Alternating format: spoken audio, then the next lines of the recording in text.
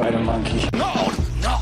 The diamonds are here! You greasy bastard! Where's my shoes? Sign your pity on the running time. Big and white and cruel and mean. Kiss my Converse. Easy, white chocolate. I wouldn't want you to melt. But you just have to give me twice as much blood! I'm coming. I don't want you to come. You're gonna need a bigger... Spider monkey. Spider monkey. Hold on tight, spider monkey.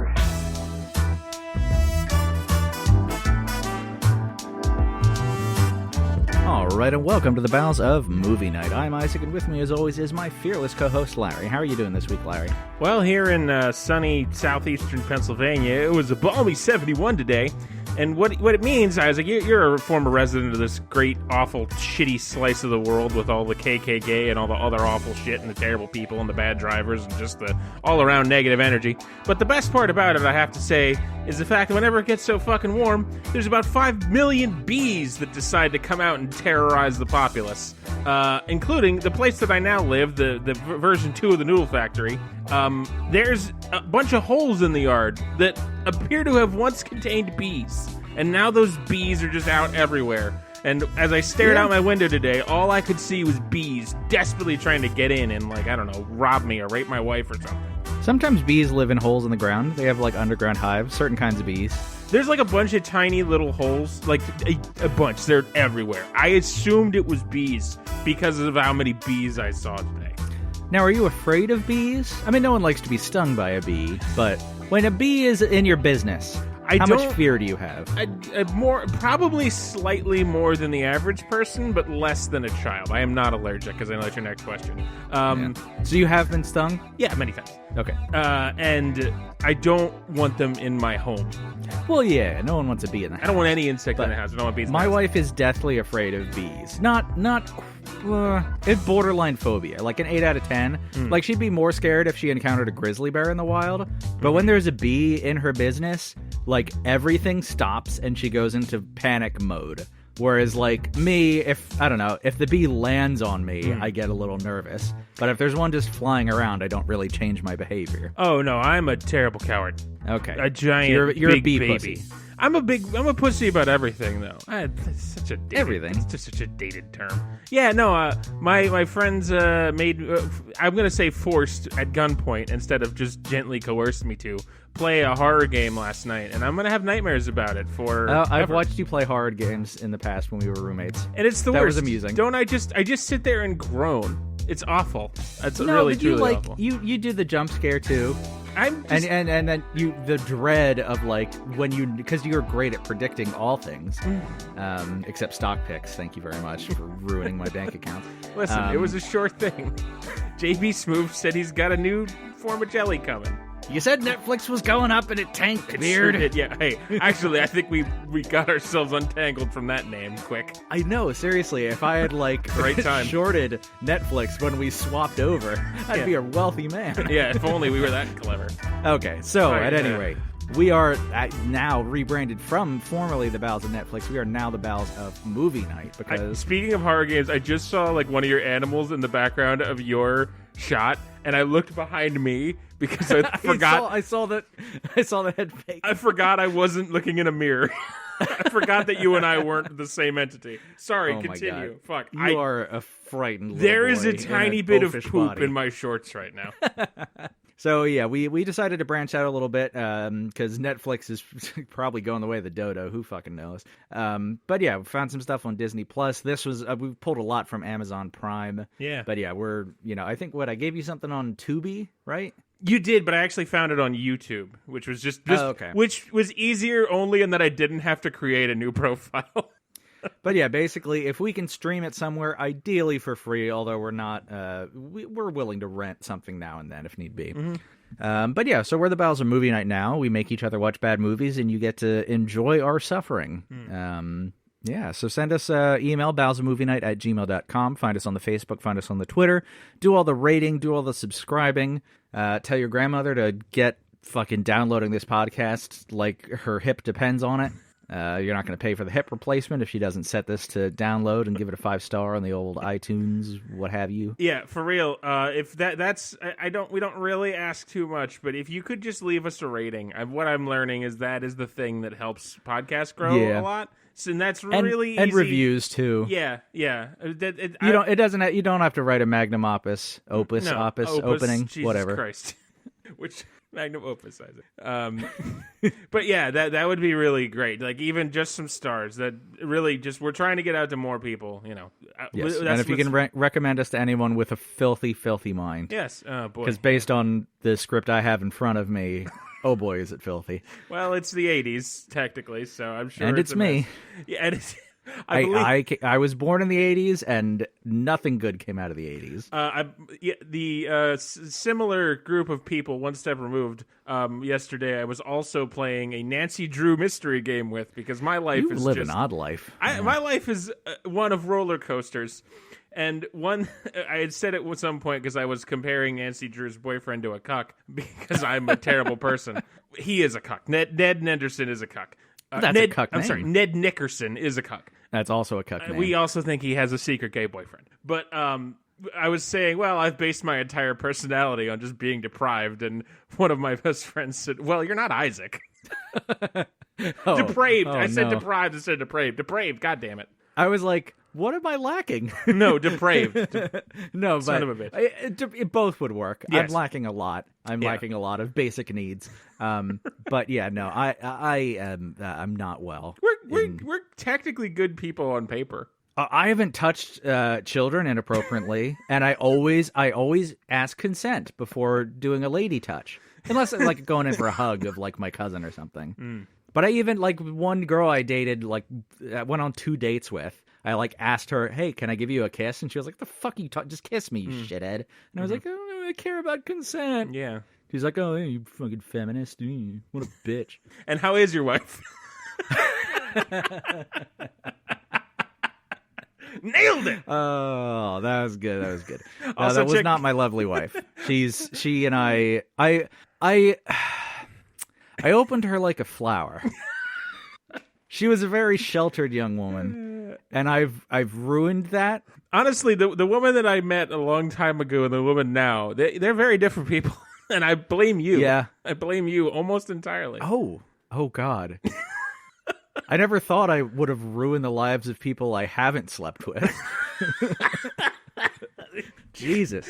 Okay. Also, check out our website at theearlybeard.com. We have a blog we don't update very often because we're lazy and tired and depressed. I need to update because I'm going to plug it real quick. Everything Everywhere All at Once in theaters. It is one of the best movies I have ever seen. I'm going to go back and watch it this week. I'm going to try to write up a full review.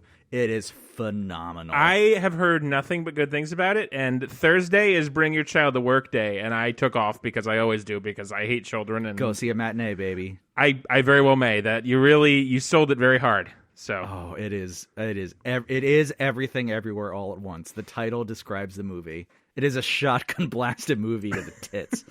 All right. Unfortunately, we're not talking about a good movie today. We're talking about a bad movie. Oh, we are. A movie called Ski Patrol. Boy, with a name like that, technically, a really good, solid, really well thought out name like that wasn't just picked in the last day of production. Now, technically, Larry, this came out on January 12th, 1990.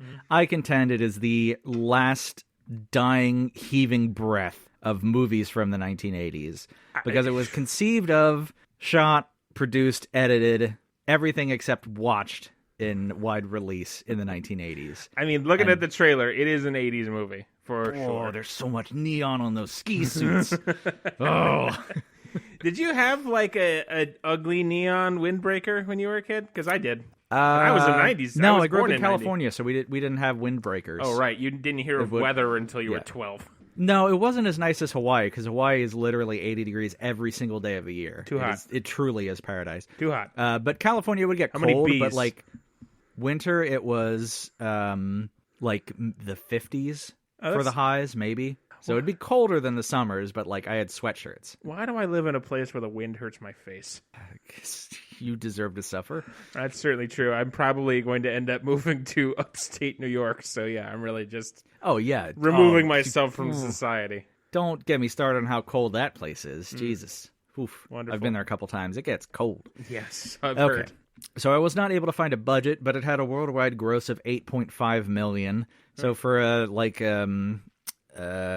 entourage kind of comedy, it's not, it made money. I don't know. I have no idea what its budget was. It might have made a profit. It did okay. If it was made in '89 and it made $7 million, unless it's really blockbuster sets and a blockbuster cast, it probably made some money. They had some pyrotechnics on set and they destroyed some things, so they spent money making this, but I bet it turned a profit.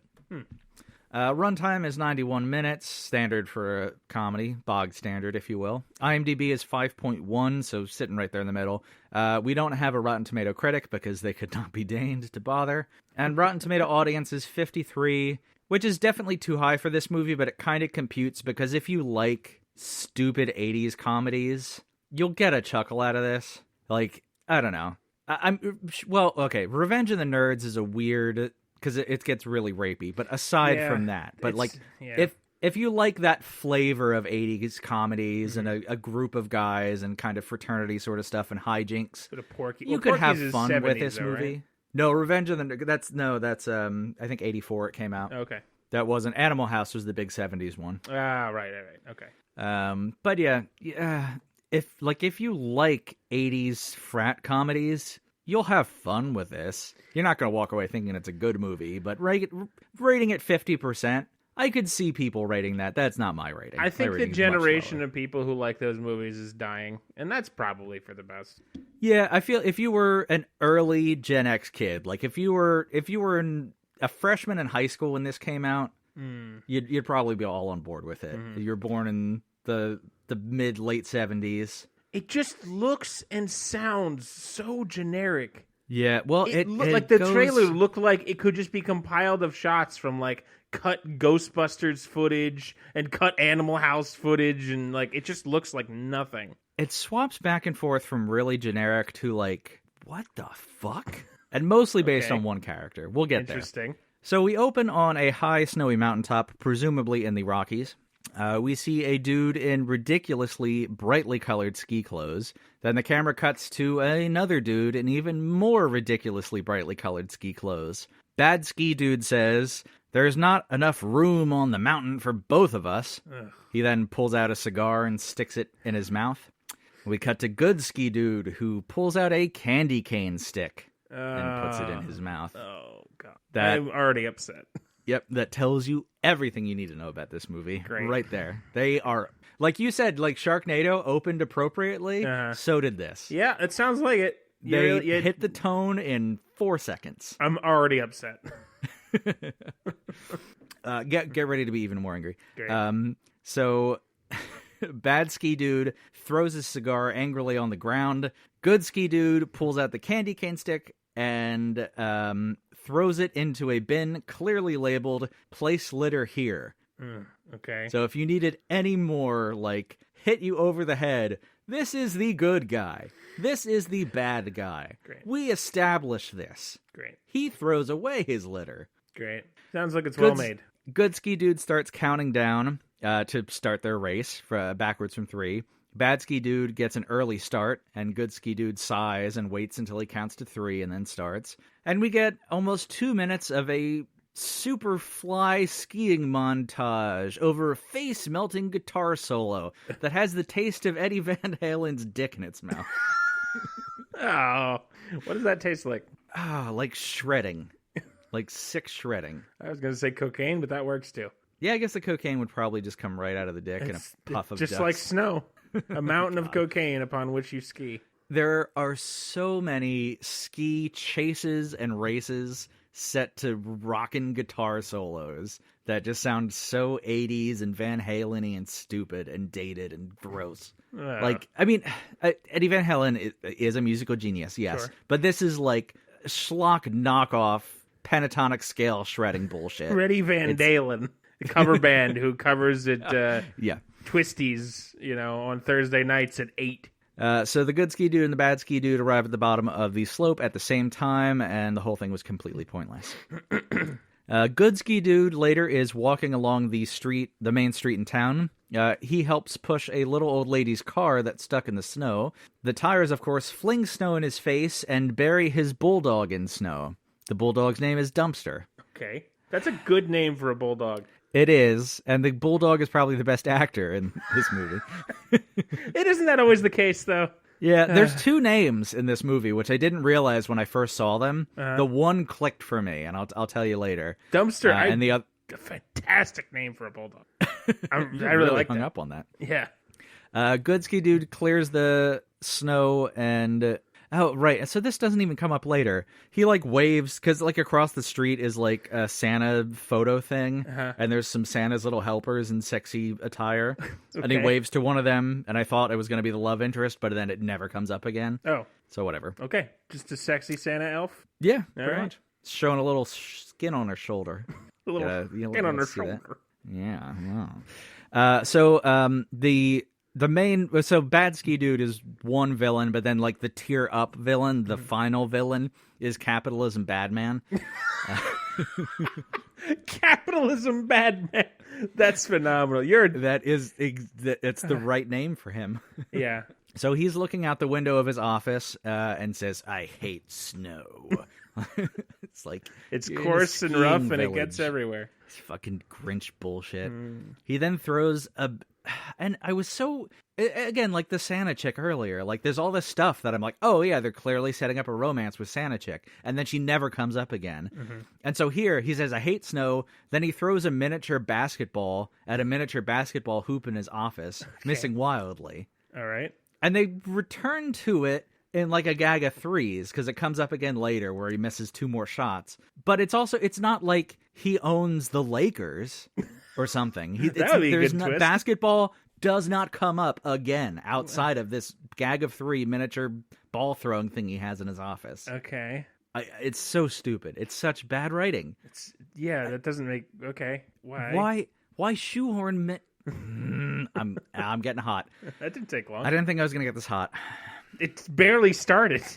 Yeah, it's okay. Bad Ski Dude arrives at Capitalism Badman's office, and Capitalism Badman unveils a model, pulls a sheet off a giant model on a table. I can't get over Capitalism. Why would you go to the expense of building a model like that? I guess before you had computers and you couldn't mock up a digital image. Right. But still, it seems so unnecessary. Yeah, I mean, that's the thing, architects do, though, still, I believe. I've seen models like that in real life. In real life or just in movies? I feel No, in real life. One of my ex-girlfriends, her dad was an architect. So, I was at an architect office with her once, and they had, 3 of those models sitting out. They were kind of cool looking, actually. Did any of them look like penises? No. Well, a lot of buildings look like wieners. They kind of taper at the top. Buildings or towers? Well, towers. Oh, okay, yeah. yes, towers look like penises, but no, I didn't see any. No, where do you think I live? I don't know. I don't know where he's architecting. Bumfuck nowhere, southeastern Pennsylvania. Well, then why are they paying to make models? They should just pay to put more fire retardant in the buildings. I don't know, man. You know you're going to die in your office, don't you? Oh, I hope so. I truly hope so. And the settlement... Holding a sword? Gun down in my prime. Sorry, you're past your prime. Oh, fuck. I am too. Don't shit. mistake. Oh, man. You're right, of course. We're in our 30s, Larry. The prime has come, and it is gone. I'm pushing 40. Oh, yeah, man. No, I was out with family at an ice cream shop, and my wife, was looking at, the plaque on the wall and was like, man, this place has been around here forever. And it had, an established in 1982. And I was like, I was in, grade school when this place opened. I'm not that much younger than this establishment. You realize this. Oh, boy, that's sad. You know what always gets me, for what makes me feel my age, is when I meet people that weren't alive when 9/11 happened. Yeah, that's starting to happen. It gets me, I'm like, oh my God, I forget. You're right. There's people my who wife keep does getting college bored. admissions. Yeah. And now, she's getting people who were born in, 2004, I guess, are the college freshmen that came in. Wow. Or are coming in this year, probably. Mm-hmm. And that's, That I was a freshman in high school in 2004. Yeah.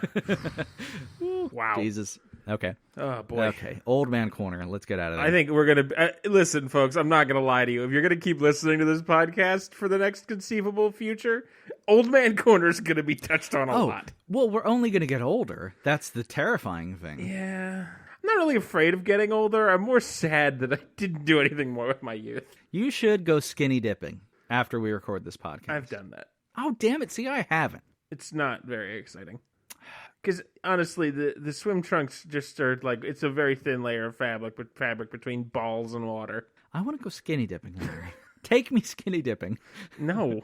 Oh. Okay. No. So he unveils Hairy the model man. We still could make love. We could add that to our relationship. Yes. You know what, Isaac? That is a factually true statement. Yeah. Anyway. I just want to look into your eyes until it gets awkward. It's already been awkward, hasn't it? All right. Yeah, okay. Okay, good. Glad you finished. I never finish. Too old to finish. I can't finish. Okay. What a terrible show. Can't stop. What a terrible So yeah, he unveils the model for a massive complex built where the old ski lodge currently exists. It turns out Old Man Higgins' lease on the ski lodge is up for renewal, and if several gross violations are discovered, then Old Man Higgins might lose the lease, leaving Capitalism Badman to swoop in, and he'll make Bad Ski Man the prince of evil capitalism ski town. He seriously offers, it's not called Evil Capitalism Ski Town. It's called, because his last name is Maris, so it's called like Maris Town or something. Okay. But he literally offers the title of prince to Bad Ski Dude. Okay, so it's that You'll be the prince of Maris Town. So is Maris Town just going to be the name of like the resort, or a whole town attached to the resort? Don't ask me questions, Beard. You gave me this movie. I'm sorry. I'm remembering now that there was an Always Sunny episode where they have this whole like ski race for the part of the mountain thing. Right. And I should have watched it for this to remind myself of what this genre is like. Because this is like a very tropey sort of thing. Yeah, ski stories are narrow in their telling. Yeah, it's pretty much just capitalism is coming to ruin the soul of skiing. Yeah. And all I'm thinking of is Homer yelling stupid sexy Flanders to Flanders' tight ass in his ski pants. Man, Flanders could get it in those ski pants. Oh man, I could bounce a quarter out of that ass and then fucking suck it into my own butt. Oh, wow. That is a mental image I never wanted, and here it is. All right, and came. Oh, God. Good Ski Dude meets Old Man Higgins in the parking lot of the ski lodge as they're setting up for the new season, which is opening in 2 days. They hug for an awkwardly long amount of time for two grown men to do in the 1980s. Isn't that funny? Isn't it funny how those men hug? Isn't that hilarious? Isn't it funny? They're probably gay. Yeah, isn't that funny? That's probably the joke. Good Ski Dude looks up at a hot lady in the parking lot and says how he'd like to jackhammer her beaver while giving her a Cleveland steamer. Or close enough to that. Old Man Higgins Those are 80s terms. That is an 80s way to describe sex, yes. Old Man Higgins pats Good Ski Dude on the shoulder and says, and I kid you not, that niece of mine is a lot of woman. Oh, don't like that. Don't say that about your niece, please. Yep, especially when a man of viable dating fucking age is eyeing her up like the little matzo ball she is. Little matzo ball she is. Oh, she's a pile of woman, man. She's got a face. A pile of woman. How can we make pretty eyes? How can we make it worse? She's got really pretty green eyes. She and I'm is a fan a of green short eyes. stack of woman. She is 2 whole loaves of lady. She has a nice smile, Larry. Yes, you earned the right to be indignant by saying that she's a pile of woman. Yes, clearly. Yeah, you're right. I'm the villain here. I'm sorry. Continue. Okay. You think I'm a creep. Get ready for this. Good Ski Dude pats his bulldog on the head and says, "You know what to do." And the dog has apparently been trained to run out behind a car as it's backing out of the parking lot and play dead. Pretty lady gets out and says, "I'm so sorry. Is there anything I can do?" Good Ski Dude grabs her in a hug over the corpse of his dog and says, "Hold me, comfort me all night." Well, it got creepy. I thought it was cute. The dog pretending to play dead is cute. It got creepy instantly. It's manipulative. Yes, it was cute just to see the dog playing dead. I don't know. I just imagine like I don't know. It was funnier in my head, and it got awful immediately. You killed my dog. I demand you suck my dick to rectify the situation. I'm going to try to do that next time I get in a fender bender. Hey, I don't have to get insurance involved if you give me a little fucking tuggy on the side of the road here. Isaac, do you realize how many porns I have seen that start with that exact scenario? Really? I'm not seeing the same porn. I'm seeing, like, I don't have money for the pizza guy. They stopped making those in 1980. No, I've seen a new one. They looked fresh. It was an HD, damn it. I refuse to watch standard definition porn. That's my cutoff. This is rampant capitalism at work, ladies and gentlemen. This is cis white privilege right here. I still don't pay for my porn. No, I just watch those fucking weird animation porn ads. God, those are weird. Yeah, they get out there. Okay, so pretty lady gets wise to him and insults him before leaving. Good ski dude and his dog arrive at a raucous house party of the ski lodge. The sole black man in town is singing with his fancy karaoke machine and does impressions of Stevie Wonder, Michael Jackson, and Eddie Murphy that are all actually pretty good impressions. I'll give the actor credit for that. Mm-hmm. Oh, excuse me. I'm burping at my soul. I didn't realize there was any left. There's probably not. It might be something else. Oh, God. The sole Hispanic man in town rides through the front door on a snowmobile. Sure. I'm just glad you didn't say, like, donkey. Okay, honestly. Okay, I'm just glad this didn't get racist.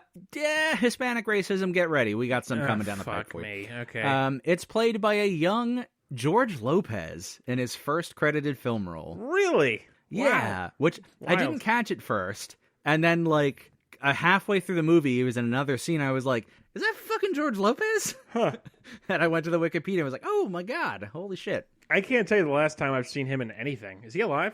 Yeah, he's still alive. He's only like 60. Oh, wow. I thought he would have been a lot older. He's one of those people that I know, but I don't know what from. What did he do? He's pretty famous for his stand-up, but I think he's been accused of a lot of stealing. Oh, okay. Unless I'm thinking of... Oh, I might be thinking of Carlos Mencia, and I'm racist. Carlos Mencia really stole racist. Every joke in the world. Okay, I'm probably just racist. God damn it. I'm realizing I don't know anything about George Lopez other than who he is. He's been around in movies. He's more famous for his stand-up. I think he was in Beverly Hills Chihuahua 2, oddly enough, which I think we covered 3, right? Did we? That was the pre-times, wasn't it? Oh, I don't even remember. You covered one of the Beverly Hills Chihuahuas movies in the original run of the show. Oh, let's see. I think it was 5. It's blurring together. Oh, Jesus. Oh, God. But yeah, he's I don't know. He doesn't stand out. He might be better. He's probably a better actor than most of the others, but he doesn't stand out as good necessarily. Mm-hmm. So, oh God, where are we at here?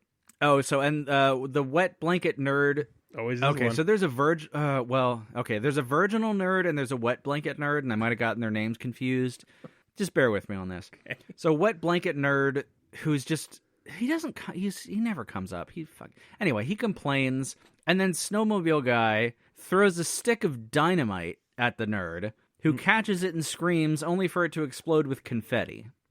Okay. But that's funny. George Lopez is the munitions expert on the ski mountain, which, to be fair, I know nothing about ski mountains and avalanches, so you might need to blow stuff up occasionally to prevent bigger avalanches.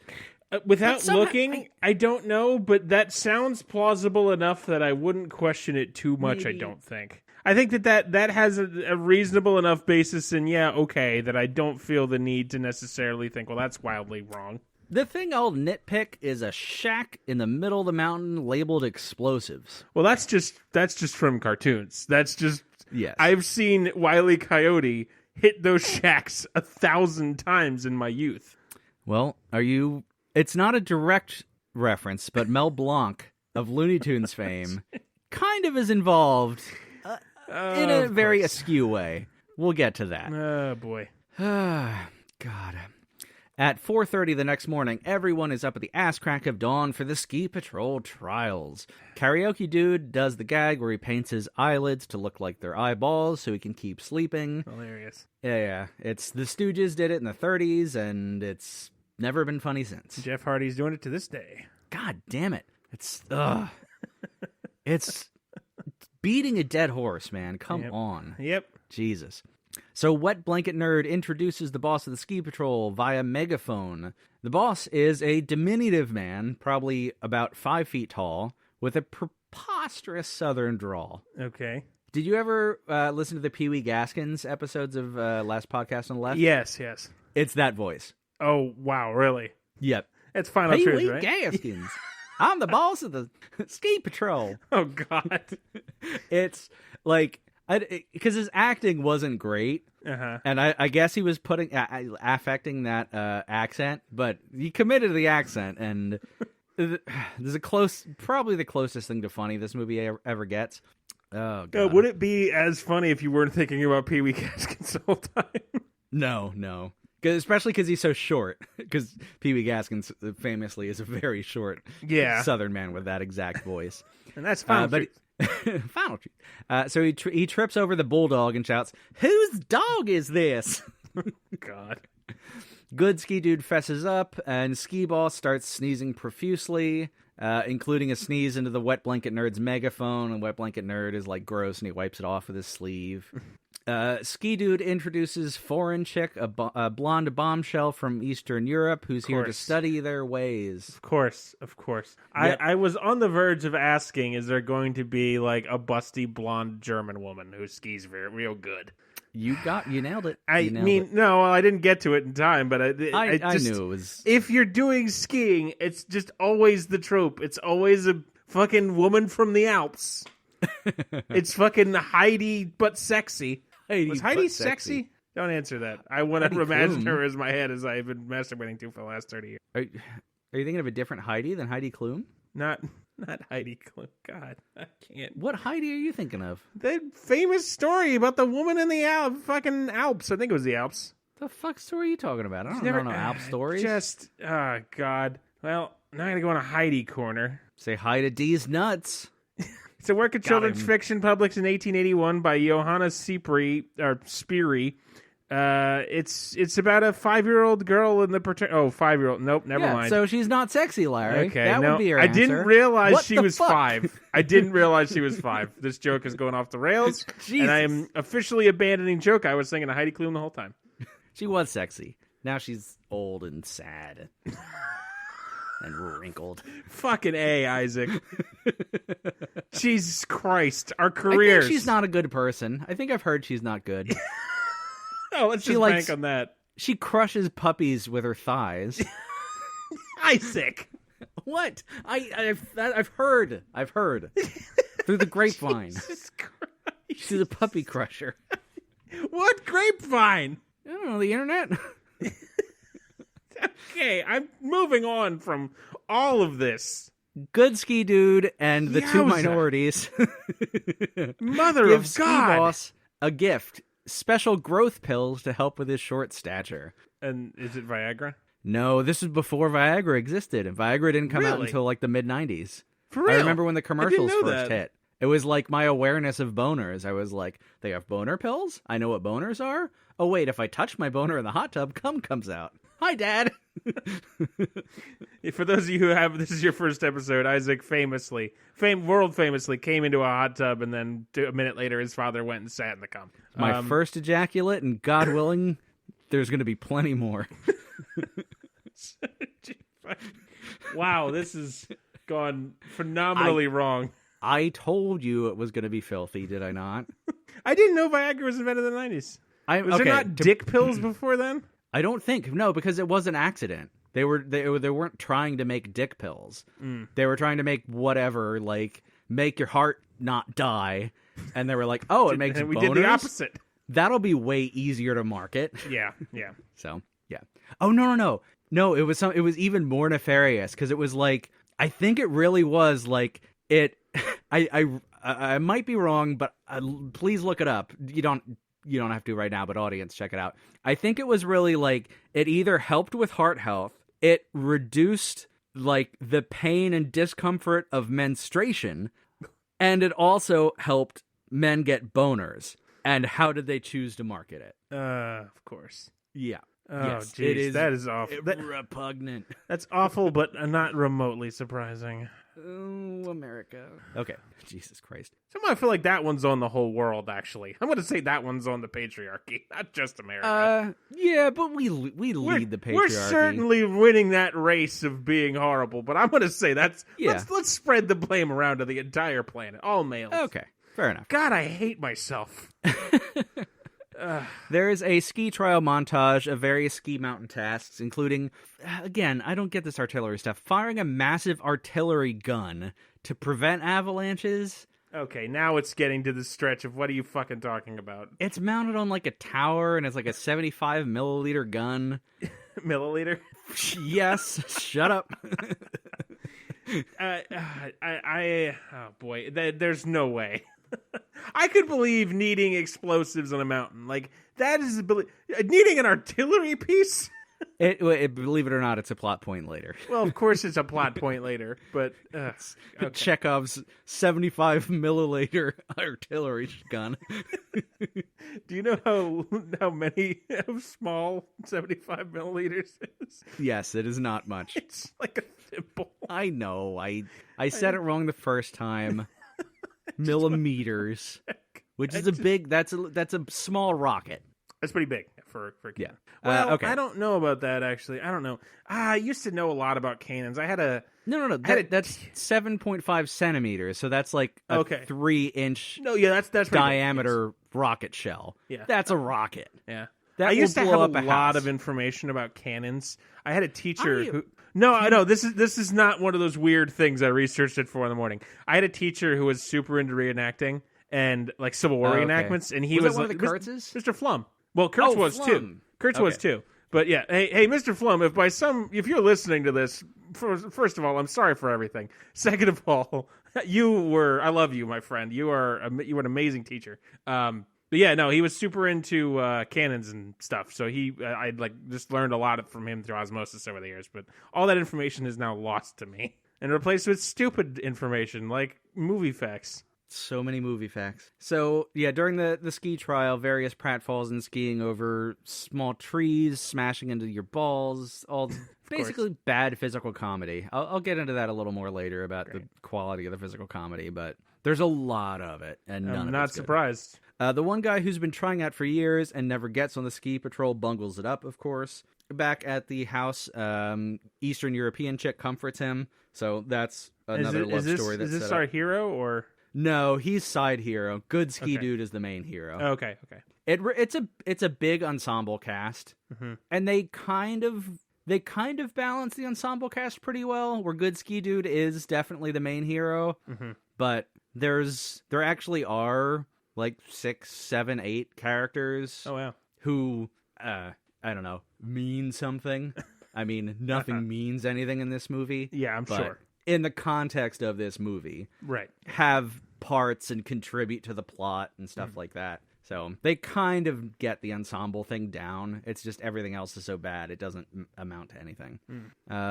Ski Boss goes out. Okay, here we go. Here's where it gets weird. Ski Boss goes out to the driveway and bangs on the door of a trailer of Rock and Roll Dude. Okay. Rock and Roll Dude is a middle-aged dude in a studded black leather jacket with like the metal shit sticking off of it, the little spikes. Studs, yeah, fucking Hot Topic bullshit from the 1990.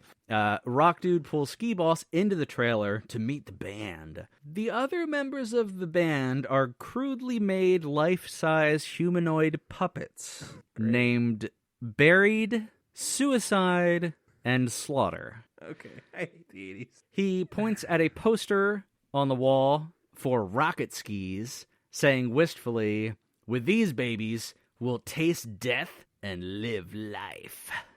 And that's his catchphrase. Okay, great. So rocket skis are going to come into this movie, is what you're telling me. Rocket skis, yes, Larry. Can't wait. Ski Boss says rocket skis aren't allowed on the slopes, and then They're not real. They're not real. Why does they're real. everyone see skis and think, you know what these need? Rockets. Everything's better with rockets. Have you ever seen a movie that involves skis in some way or another, and they're not end up being rockets on those skis? I can't say that I have. Exactly. Where did this come from? Your ankles would snap immediately.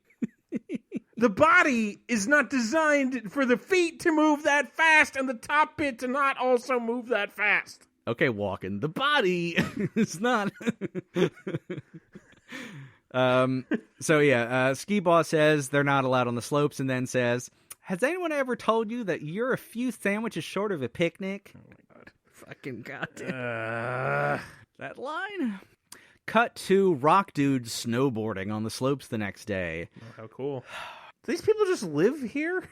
He's in a trailer, so I guess he's here for the season. I don't know. Sure, him okay, but how about everyone else? What is the story? Do they just live here?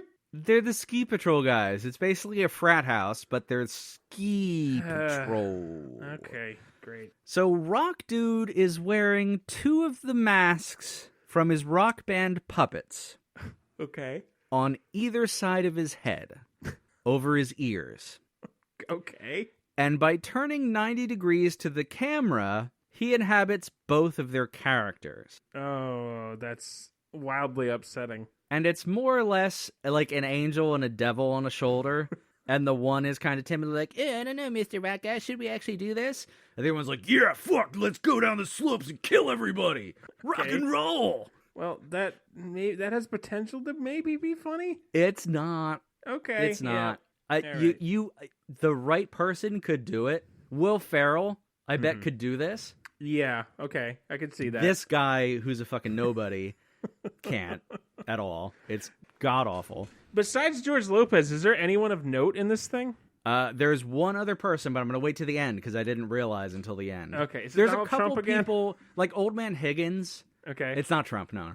Old Man Higgins I recognized from shit, and he was in My Favorite Martian, maybe. I've never seen that, I don't or think. he was in stuff I knew about, and I recognized his face. He's like a character actor. Okay. But there's one other guy I actually know, but I'll wait till the end. All right, fair enough. But other than that, no one big.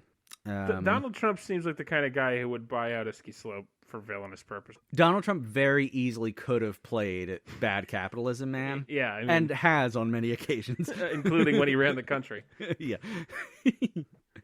We get an epic snowboard montage over some more sick, gnarly guitar solos. Of course, Rock Dude goes right past a sign that says no snowboarding past this point, so the ski patrol start chasing him. Oh, God, the tropes. The pursuit involves a lot more pratfalls and physical gags before good ski dude and the karaoke black man finally catch him, during which Rock Dude says his phrase yet again, taste death, live life.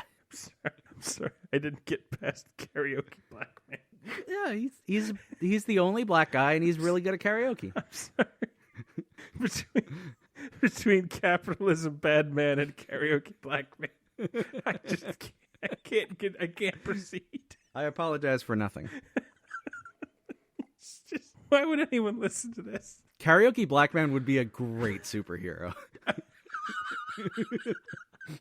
How do his powers work?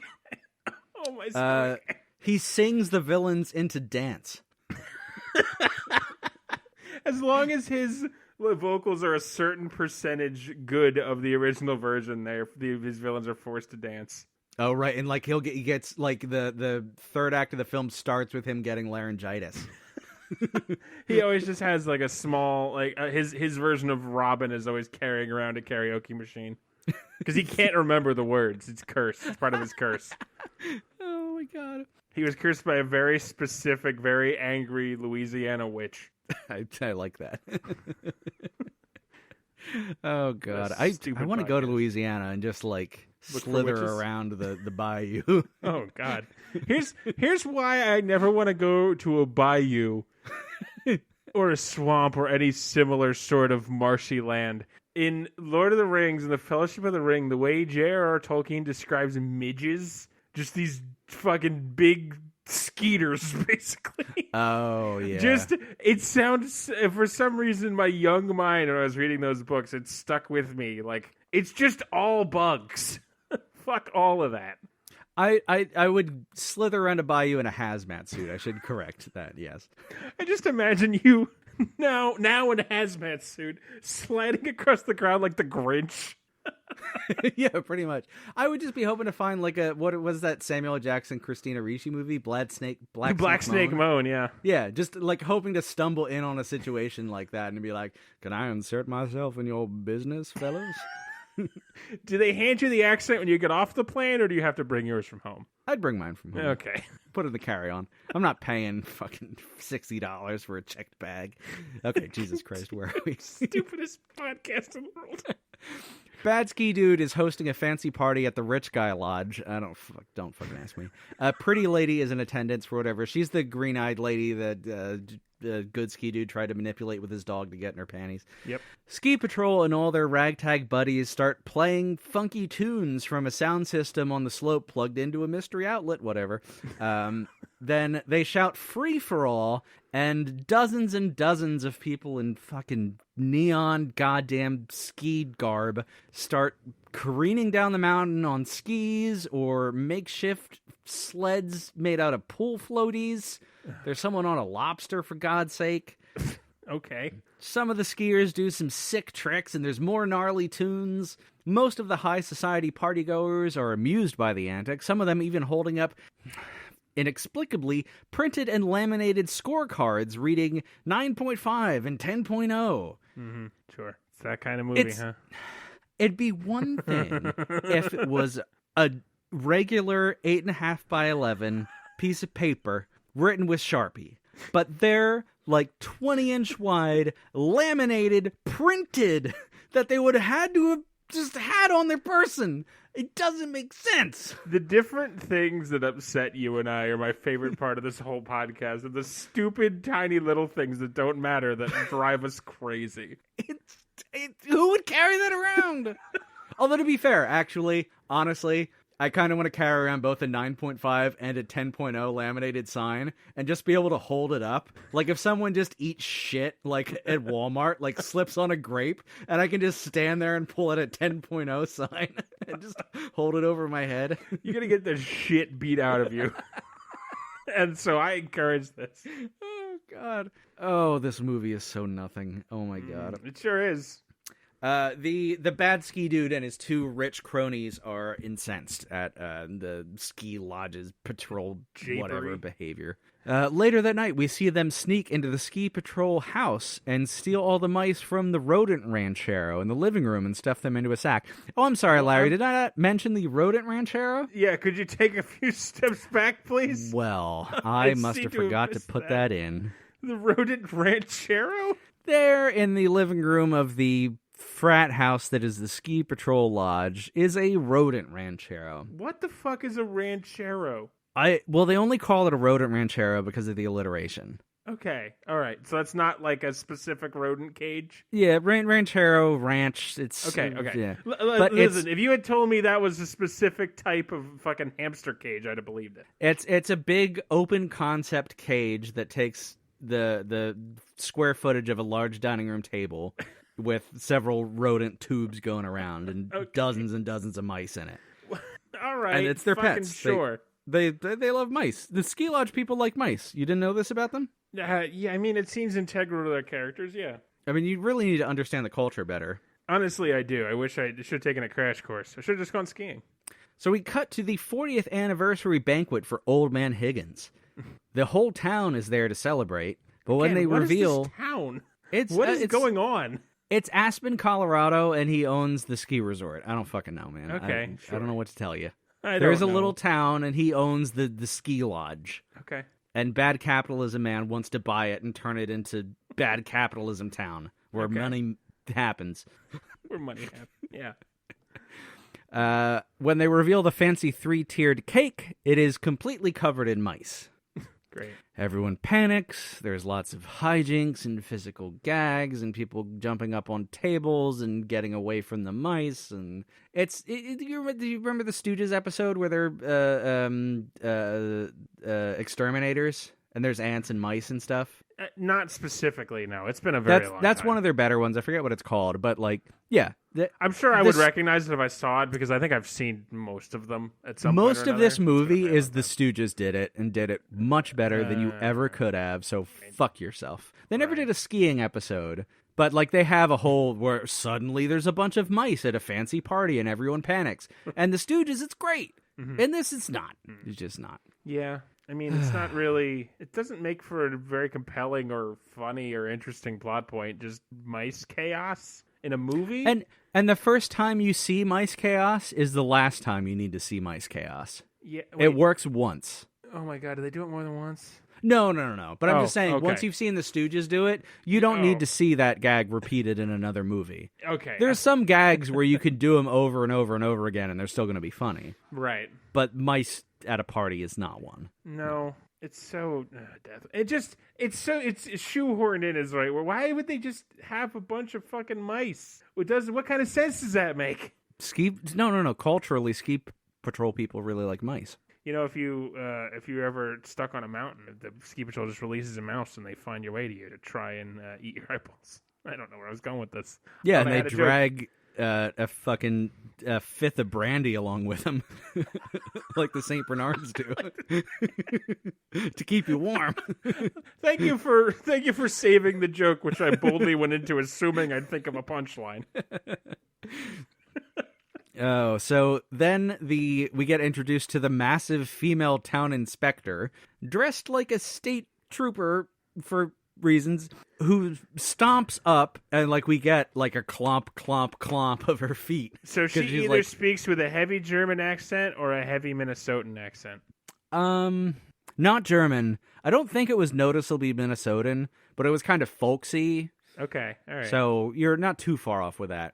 But yeah, she's just, I don't know, like a 6'2", 300-pound, big, beefy lady. Brick who's shit like house symbol. this. Yeah, exactly. And she issues Old Man Higgins a citation. It's like, this is your first citation in 60 years. I don't want to see a second one. For the mice? Yep. Can't have mice on a birthday cake. That's a citation against the ski patrol. What the fuck? What is her... Is she a health inspector? Shut up. Yes, sir. Shut up, Larry. You did this. I did. The next day on the slopes, we see a couple ski patrol dudes get on snowmobiles. But wait, in the background, we see Bad Ski Dude and his goons have tampered with the snowmobiles. The sole Hispanic played by the lovely George Lopez, who probably did not steal comedy, even though I racistly assumed he did so earlier. I'm so sorry, George. Please forgive me.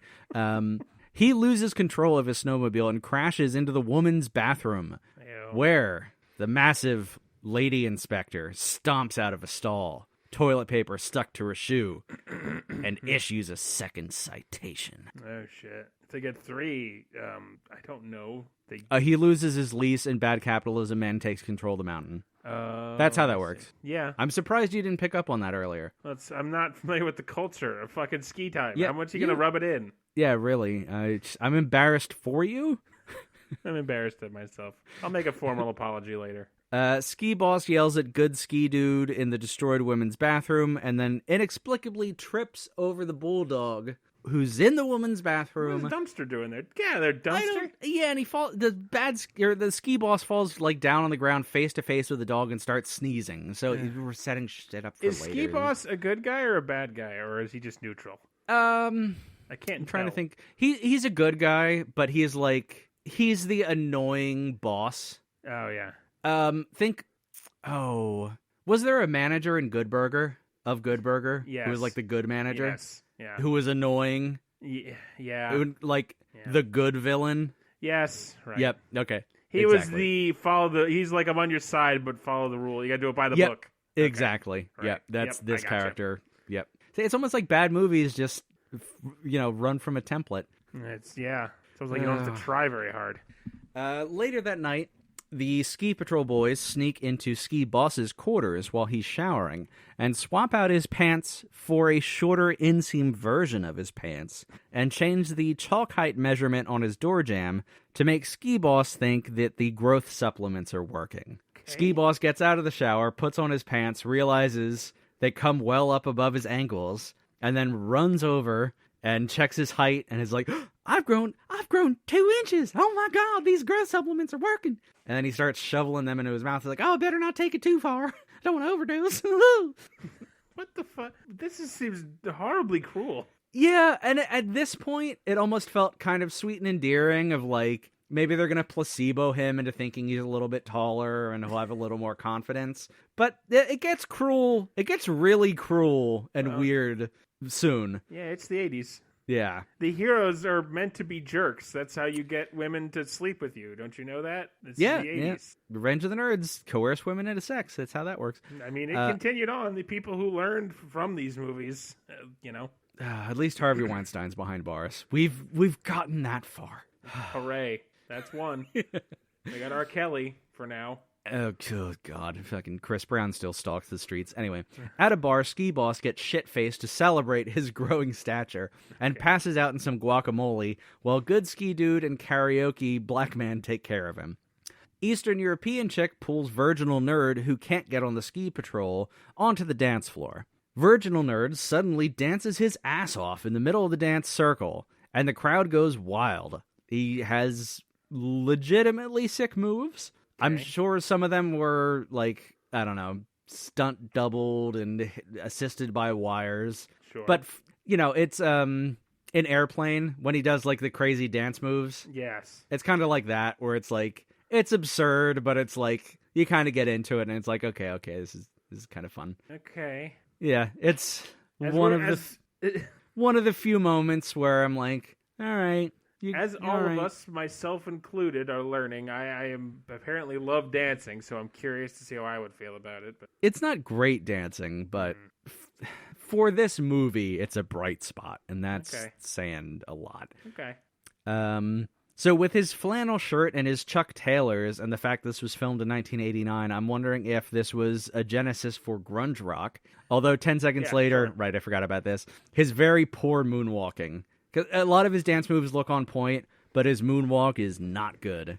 It looks like me trying to do a moonwalk after watching 5 minutes of a YouTube tutorial. It's bad. Good Ski Dude and Pretty Lady flirt around a fire in the snow while he keeps drunkenly kissing her ear, and it's... I don't know. No. Yeah. No. Yeah.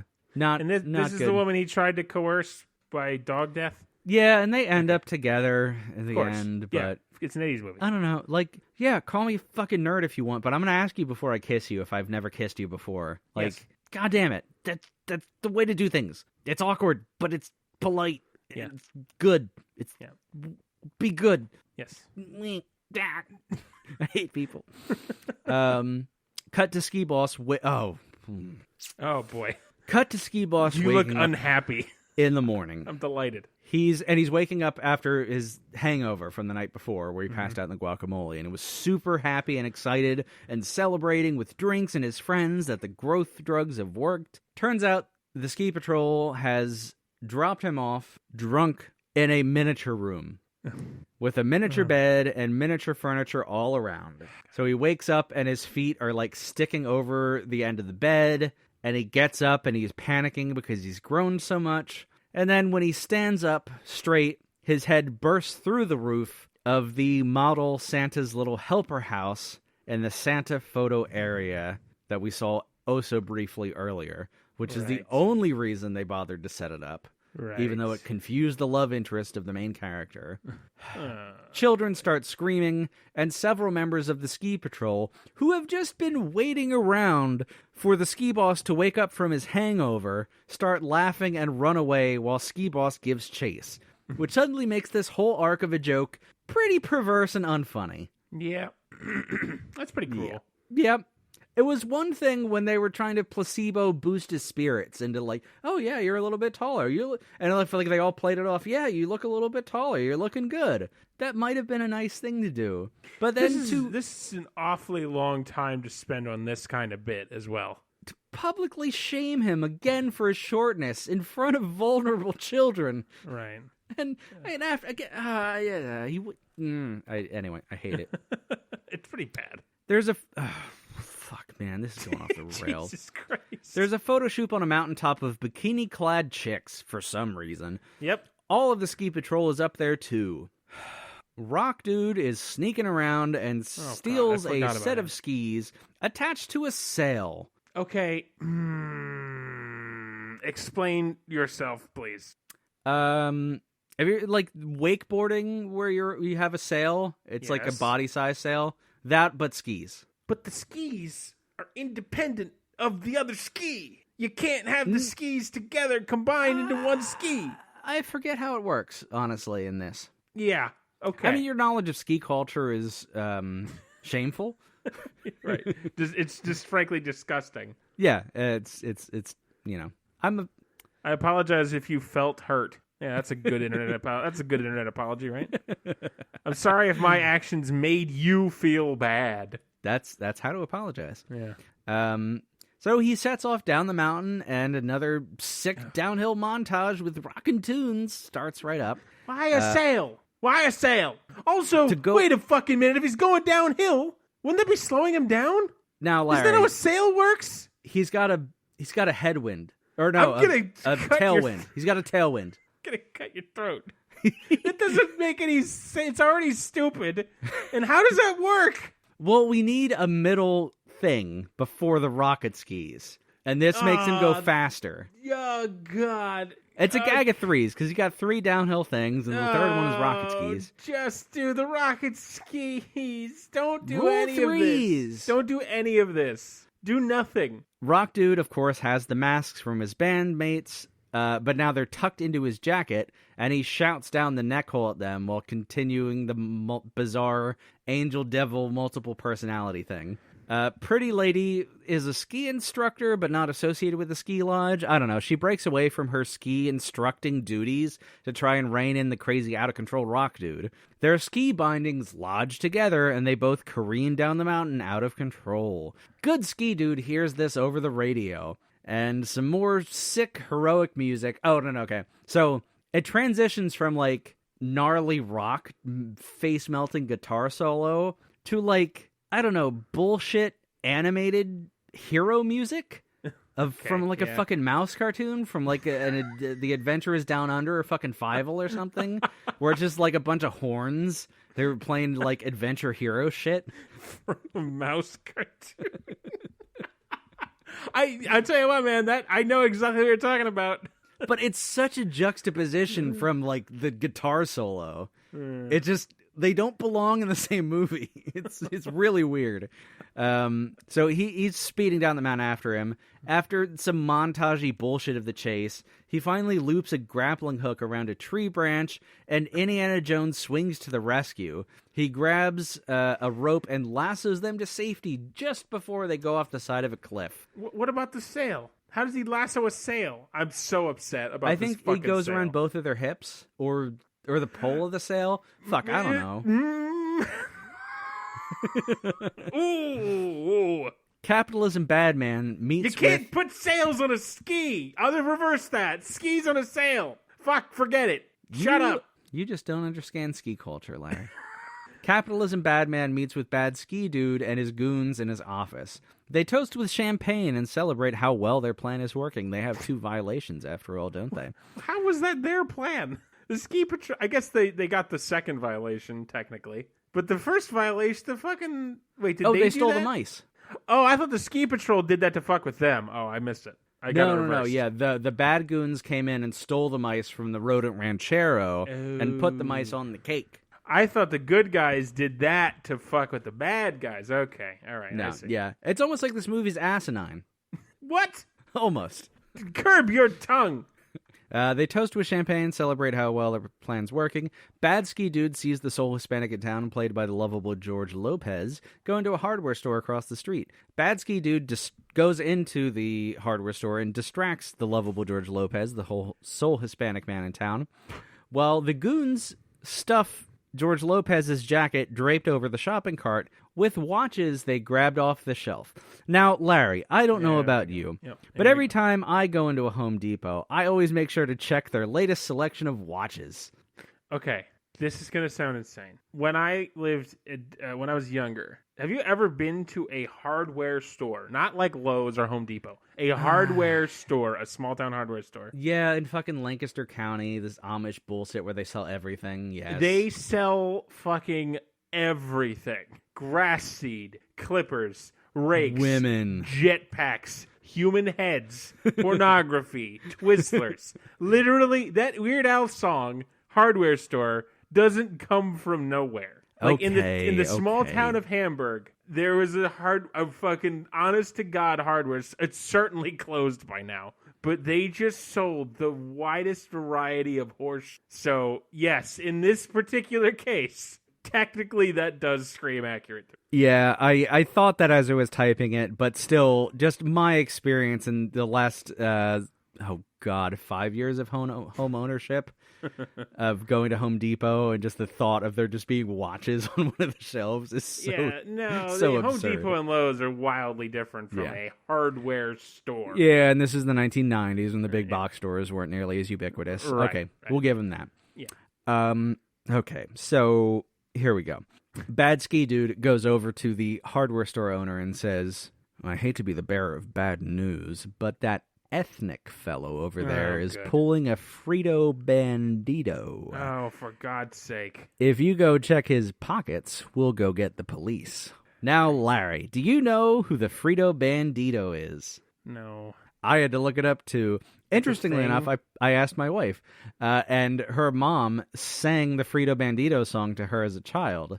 So my wife was fully aware of the Frito Bandito. Okay, I need you to slow down and start from the beginning. I'm sorry, From what? Wikipedia. The Frito Bandito was the cartoon mascot for Frito's corn chips. From 1967 to 1971, the Bandito was created by the Foot, Cone, and Belding Agency, animated by Tex Avery. Foot, Cone, and Belding? Wait, animated by Tex Avery? Animated by Tex Avery, the shit. character was voiced by Mel Blanc, No shit. who used an exaggerated Mexican accent not unlike his other character, Speedy Gonzalez. Yeah. The Frito Bandito spoke broken English and robbed people of their Frito corn chips, a reference to the Mexican bandit stereotype in Western movies. Pressure from the National Mexican-American Anti-Defamation Committee and others prompted an update to the character. His gold tooth and stubble were eliminated and his hair combed. However, the character was completely retired in 1971. Okay. And I think we'll be inserting the Frandito Bandito jingle right about here.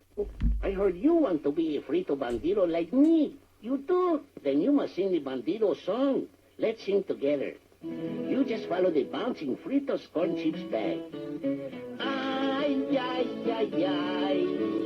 I am the Frito Bandito. Yay! I like Fritos corn chips. I love them, I do. I want Fritos corn chips. I'll get them from you. Ay, ay, ay, ay. Oh, I am the Frito Bandito. Give me Fritos corn chips and I'll be your friend. The Frito Bandito, you must not offend. Now, boys and girls, you are Frito Banditos too. You sing the Frito Bandito song and you loco for crunchy Fritos corn chips. That's nice. Munch, munch, munchy bunchy Fritos corn chips. Okay. Dear God. Can you smell the racism? It stinks. What the fuck? How have I not known about this? No, because it makes sense. Because so my mother-in-law sang the song. My mother-in-law was born in 1960. So, and this was 67 to 71, from age 7 to 11, when you're watching Looney Tune cartoons and the Frito Bandito fucking commercial would come on. Wow. That was just ingrained in her mind. Yeah. I mean, there's a lot of stuff from commercials ingrained in my head from when I was a kid. Yep. No, I'm probably fucking singing the Empire song to my fucking kids. 800 580 2300. If you handed At least it's not racist. It's true. If you handed me an elementary school recorder right now, I could play the Sock'em Boppers theme on that recorder this second. Oh so yeah, God. No, that is wild. But just the fact that your wife knew about it, and like, 'cause that's really I wild. brought it up in the car on the way home from the fucking ice cream shop, and and I was like, "There's no way you fucking know about this. I'm gonna blow your world with this racist Mel Blanc bullshit." And she was like, "Oh yeah, no, my mom used to sing that to me." I was like, "What the fuck?" That's amazing. I wish I could have been a fly on the wall of that car trip. Oh, I stopped over just to let her hit me because we make things even in our relationship. That's just, you know what? Like singing a song, like singing a commercial jingle to your children. I don't think there's anything wrong with that. I'm just like, I never stopped to consider that. It's weird. Yeah. But I could see myself like just absentmindedly, ba-da-ba-ba-ba. I'm loving it. Yeah. Okay, so the Ski Patrol gang tries to scramble together bail money to get Soul Hispanic, played by the lovely, non-joke stealing George Lopez, out of jail. But alas, they don't have enough. Karaoke Black Man spots an ad in the Daily News for a talent show that night, conveniently that night, with a $1,000 grand prize. So we cut to the talent show. Pretty Lady and Eastern European Chick are backup dancers in matching leather jackets. Karaoke Dude sings in a flashy outfit, very 1980s, I hate it. While Virginal Nerd, the expert dancer, dances and lip syncs while dressed as Tina Turner. Okay. With the hair and the tight leather and the high heels and the balloons for boobs. Great. And they win the prize and spring the lovable George Lopez out of jail just in time for tomorrow's big inspection where he has to set off the artillery gun. I was going to say, did you mean big explosion? But you do. You actually do. Big erection, big explosion. It all amounts to the same thing. I mean, technically, yes. I suppose, in some way. At the inspection tomorrow, where the massive inspection lady is doing the inspecting, I don't understand her government position. Whatever. Everything goes off without a hitch until Soul Hispanic Dude, played by the lovable non-joke stealing George Lopez, has to fire the massive anti-avalanche artillery gun, which the bad boys have sabotaged, so it's off. Okay, so he sets off the gun, and he's like, okay, everything looks good, we're going to fire, boom! And the shell goes into a house and blows it up completely. They're firing an actual shell, and not just a squib. Correct. Why? Shut up. And as soon as it goes wrong, the lovable George Lopez, I'm going to fucking spin you on my dick in our collective grave. That sounds horrible. It's all bones and fat. He says, I checked the sights an hour ago. Now they're 50 degrees off. That's a different direction almost. Yes. That's wildly that is inaccurate. Almost a right. Why would you not check right before you fire? That difference is so staggering that it would be, this wasn't used to be pointing at a house, but I guess okay. Yes. That's literally north to northwest. Yeah. That is a huge difference. A very noticeable difference. That's an eighth of a circle. More than an eighth. Slightly more than an eighth. I know math. If it was 5 degrees, okay, sure. But you shouldn't be shooting. They couldn't do that because why are you shooting a fucking artillery shell 5 degrees away from a house, for starters? Why do you have an artillery cannon at a ski lodge at all? I'm living in a nightmare. I'm right there with you, man. This is awful. So, yeah, the bad guys sabotaged it. George Lopez didn't fucking check the sights again before he shot the giant artillery gun. Whatever. Massive lady inspector shuts down the mountain effective at 5 p.m. Old Man Higgins no longer has control of the mountain. Old Man Higgins makes a tearful announcement to the ski patrol and that they have to close, and he's selling to capitalism bad man. It suddenly dawns on the ski patrol guys that we've been sabotaged by the bad guys. You don't fucking... Old Man Higgins goes up to confront capitalism bad man, who's ordering a coffee at the hot dog stand.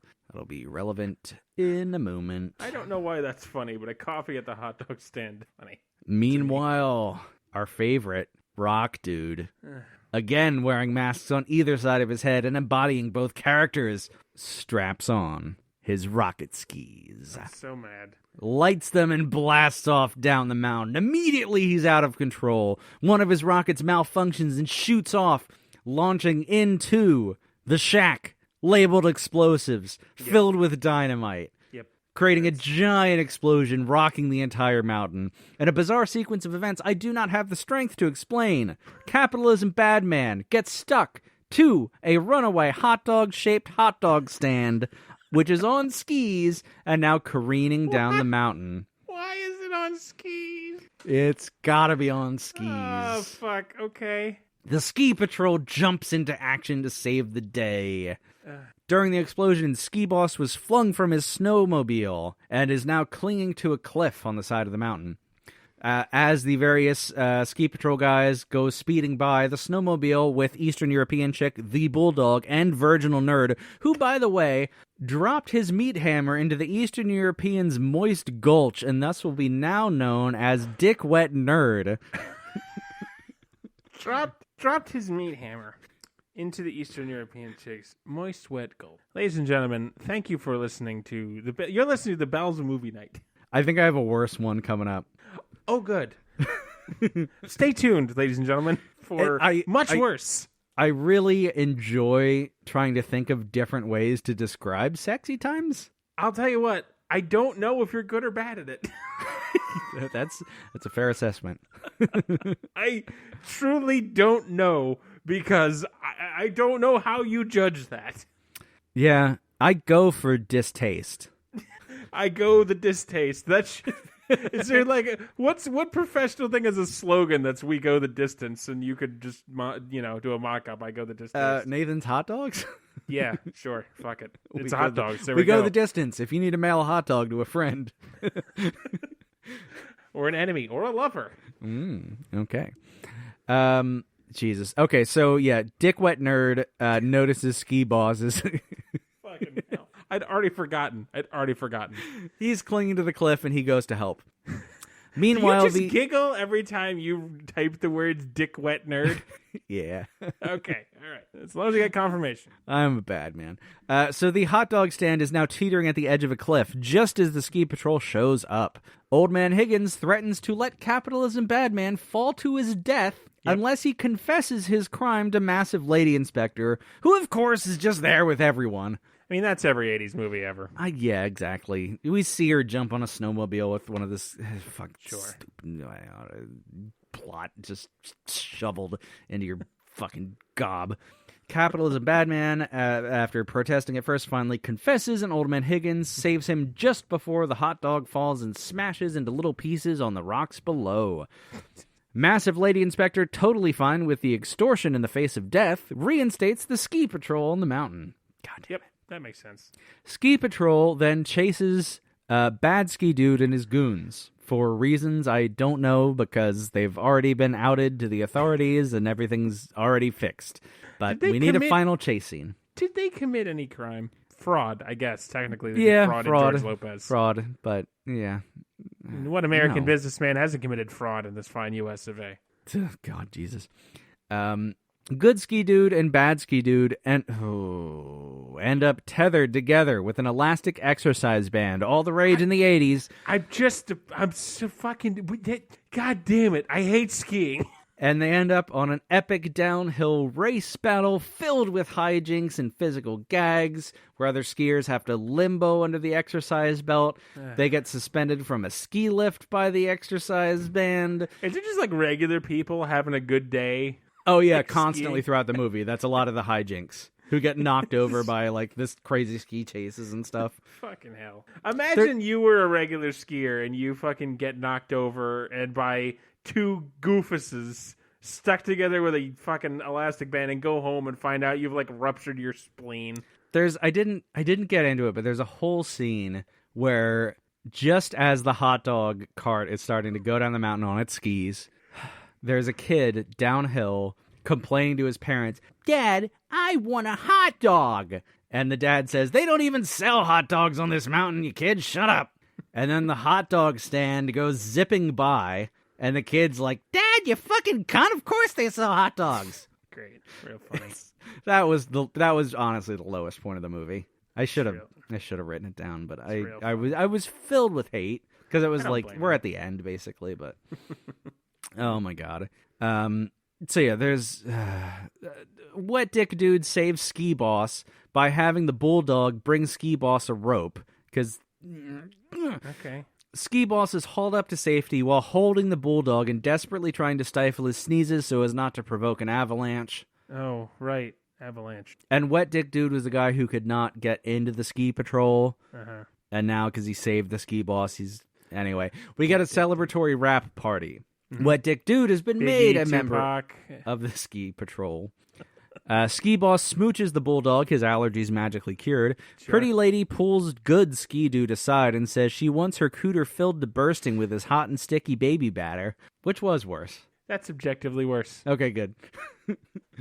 First of all, cooter is the worst possible word. I mean, there's worse. There's worse, but it's really awful way to describe anyone's genitalia. In a southern accent, I feel like it gets endearing. No. Yeah, baby, let me see that cooter. No. Oh, God, it's worse. It sounds like you're a rapist. No. Come on. Voluntarily show me your cooter.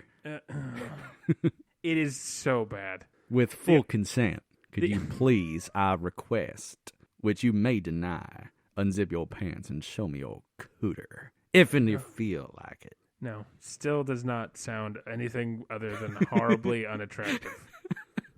Man, I gotta rethink my my bedroom talk with the missus. The only thing that strikes me as objectively worse is axe wound. Oh God, I forgot about that one.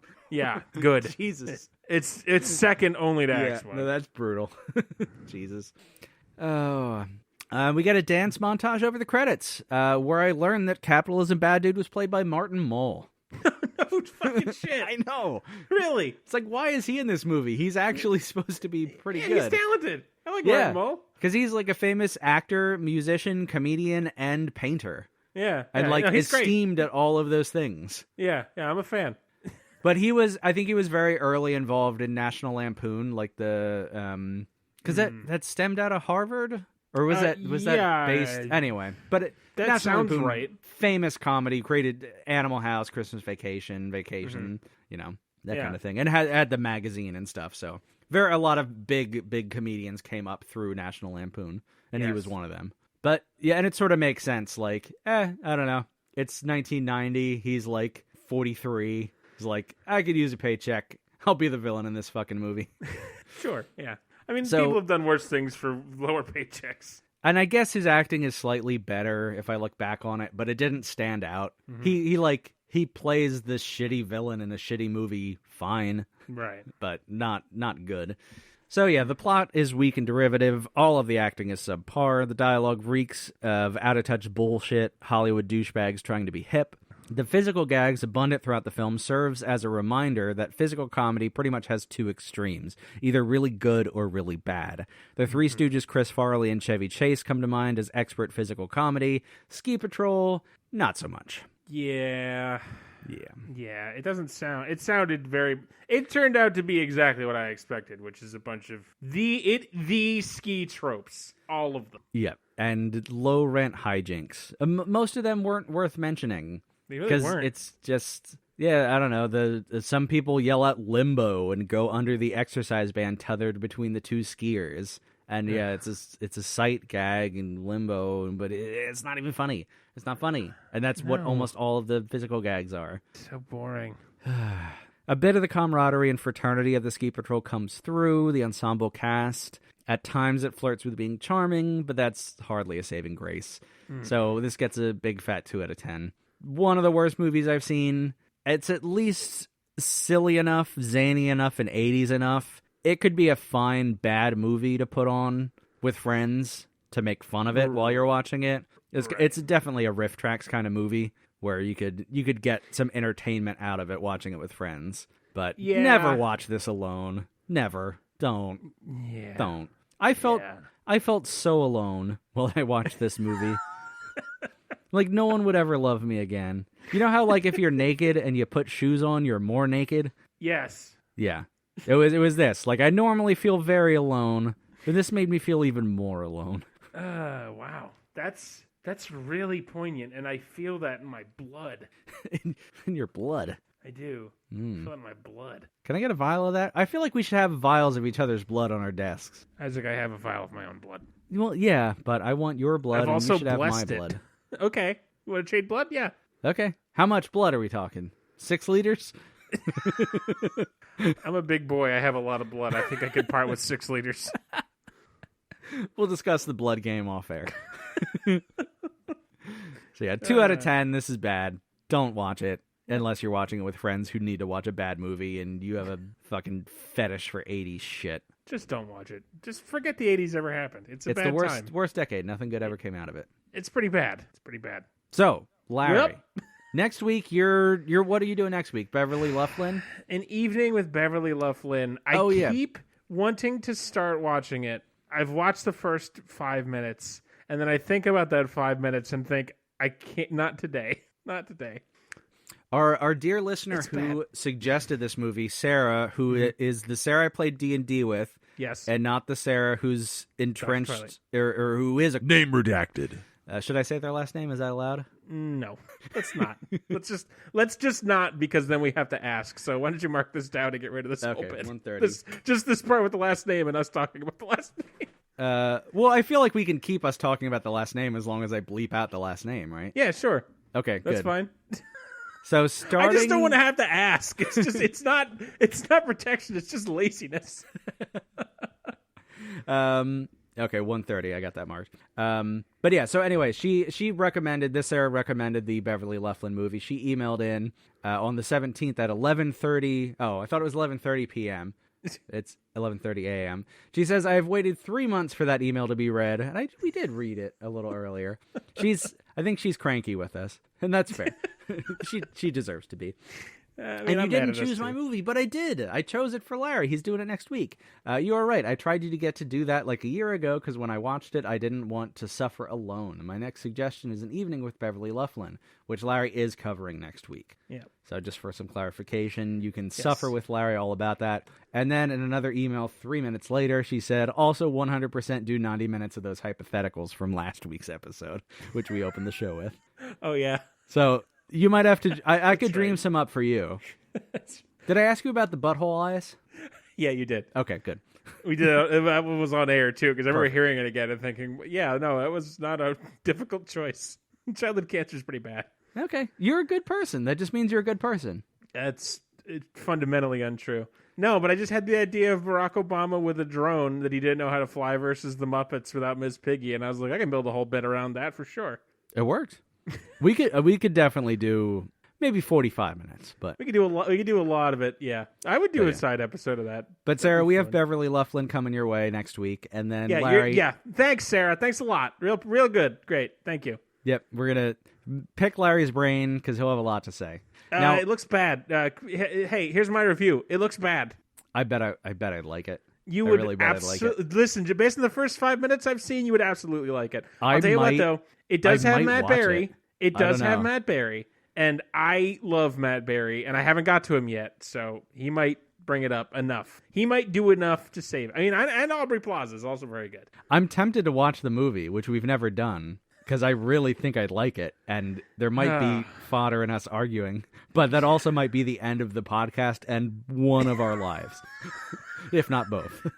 Listen, Isaac, if we watch the Royal Tenenbaums together, I'm sure we can watch these separately. Listen, I'll tell you what, as an older, wiser man whose hatred has gone from less of like violent lashing out to more of like focused, a deep-seated obsession. I'm not sure if I've noticed this change in you. Oh, I've noticed it in me.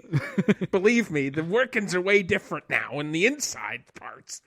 Do you think there's little creatures inside of you turning cranks? Do you not? I'm curious to know what I think of the Royal Tenenbaums now. Because, folks, I'm aware that I'm about to make enemies of everybody who likes movies. I saw the Royal Tenenbaums and I hated it. I absolutely hated it. It's a lot of quirk. I don't think my taste is that bad. My taste in things that I like is bad. It's definitely not good. I don't think it's that bad, and I hated that movie. Absolutely hated it. I'm curious about a revisit. I did like, what was the one with the kid with the eye patch and Bill Murray? Bill Murray's in like all of them. Which one had the kid with the eye patch? Is that Life Aquatic, where he's in a submarine? No. No, Moonrise Kingdom? they're like campers. Moonrise Kingdom. Yeah, I didn't hate that. I didn't like it. You need but to I see didn't hate Isle it. of Dogs.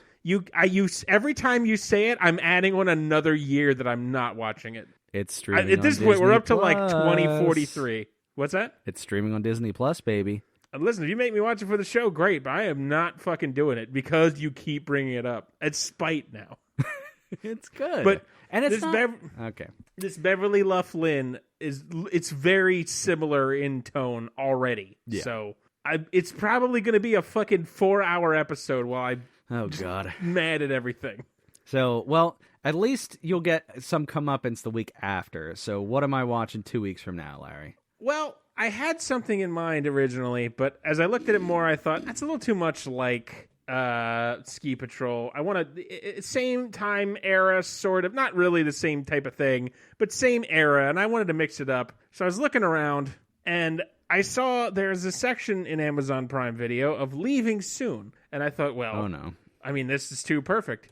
And this is also perfect because this movie is a movie I should watch. But there's a problem. This movie, there is a podcast that comes out yearly dedicated to this movie every year on Thanksgiving. Oh. And some people might know what it is now. But it's by the McElroy brothers, which, boy, they have a complicated relationship I have with them. But I like their yearly podcast a lot. And the two guys who do a podcast called The Worst Idea of All Time, in which they watch the same movie every week for a year, which sounds like the most... We couldn't do that. I would blow my brains out for real. No. So it's absolutely the worst idea of all time. But this movie, you'll understand why this is something I should watch, but because I've been listening to this podcast now for the last, 4 years and all their back episodes, I'm way too intimately familiar with the ins and outs of the plot. So, Isaac, based on the fact that I am a fan of the podcast Till Death Do Us Blart, you're going to be watching Paul Blart Mall Cop 2. And you watched the first one. Yeah, that's the problem. I know the plot of this movie inside and out because I have listened to this podcast every year for a long time now. And yeah, so The sequel came out 6 years after the original. That's already not a good sign. it boggles the mind. After 6 years of keeping our malls safe, Paul Blart, Kevin James, has earned a vacation. He needs to head to Vegas with his teenage daughter and finds that safety never takes a holiday. When duty calls, Blart answers. It's just him on a fucking Segway with his fat, saggy body in the desert. Ah, damn it. Damn You it. want to take a look at who's starring in that bad boy real quick? Kevin James, Ronnie Rodriguez, Neil McDonough. You don't know who Neil McDonough is? No. He's like that old British actor who's... If you look up a picture of his face, you'll know immediately. I'm just blown away that Neil McDonough is in a Paul Blart movie. I don't know his face. Really? You're not familiar with Neil McDonough? Oh, okay, well, never mind then, just me. Maybe No, I do. Okay, I guess I do. well, maybe just Pete. Paul Blart, Mall Cop 2. Yeah, not thrilled about that. No, see what I mean? It's a movie I should watch, but I can't. I can't do it. No, I understand why you can't, and that's Too deep fair. in. That's fair. Oh, God. But I'm glad we'll both get a dose of Blart. Was there something I had to bleep out earlier in the episode, or just the last name of Just the last family? name thing. Okay. Just want to make sure. I need to add in the racist stuff from Mel Blanc and Tex Avery. You have to add in racism. Yeah. Next time you reach for a Frito, remember, racism. Oh, man. Oh, God. Well, okay, been so yeah, interesting. do all the podcast stuff, rate, subscribe, send an email in. We'd love to hear from you. As you can see, sometimes eventually if you recommend a movie, it will possibly be chosen. Depends on what you recommend. Thanks again. Real great. Love it. Yeah. Love it. Yeah, recommend movies for Larry, not for me, because his suffering is better than mine. Yeah. Yes. Unequivocally. I mean, that is... Have you gotten a Wordle in 2 yet? I did. I lost my streak. Yeah, I lost my streak too. But And Larry, after that, all of my desire to play it went away. Oh, come on. I mean, I still do it, but I don't. I've like lost a couple of streaks just from like forgetting to play for a day. Yeah, I've forgotten sometimes. I've gotten 7 and 2 at this point. I'm starting to feel pretty good about myself. This is outrageous. Hold on. Yeah. I need to look at my stats now. I just wanted to show off. I have 4 and 2. Well, someone's better than Larry. Everyone's better than me. I'm the worst. What's your highest max streak? What did I get to? 60 something? 71. Eat my dick. All right. Okay. What's the name of the show? Bowser Movie Night. Fuck you, lover. Tenderly in the nighttime, I guess. Or hard in the ass in the day. Okay, smiley.